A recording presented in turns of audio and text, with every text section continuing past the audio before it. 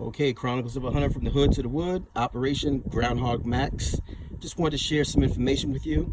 Groundhog Max, they have a YouTube video out on how to use the kit to install the Groundhog Max to the Polaris bike, ATV, UTV. What they're suggesting that you do is use the kit to clamp the pipe to your ATV, UTV, and then also, along with the kit, came this additional piping. So they want you to get a I think it was like a 1/4-inch screw and go through your bike and also screw it on the other side to hold the hitch pipe in place, in addition to placing 2 pipe clamps around this pipe hitch in order to hold it in place. Well, I did that and I tightened it as tight as I can get it, and as soon as I hit a tree stump, the whole thing came tumbling down. I didn't even have the Groundhog disc device installed on there. I was just riding through the woods and it came right down. So I finally decided, you know what, it's probably going to be best if I weld this pipe to my bike. So I kept their suggestion here, which is to put this pipe in stalls. Right now I don't even need it anymore, but I installed it anyway so that the pipe could have some support so that my welder could weld it to the bike. So as you can see, I'm hoping you can see that there, right? My hitch is welded to the bike at this point. So before it was welded, I had this holding up the existing pipe on this side, and then on the other side I used the clamps to hold it in place so that my welder could weld it. All right, and so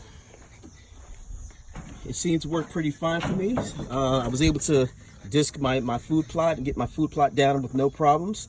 My recommendation though is if you're going to do this, I highly recommend that if you know the terrain of the place where you're going to disc, if there's a bunch of bumps and bruises there, rocks and stones and trees and things, I would be very careful. Okay, so I would proceed with caution, because you don't want to damage your bike. I don't know if you could or you couldn't, but when I did it, I proceeded with caution. I cleared any stones, debris, or large tree limbs or whatever, just to make sure that nothing damages my bike. So again, you don't need this. I just kept this in place at the time so that my welder could weld the hitch to my existing hitch.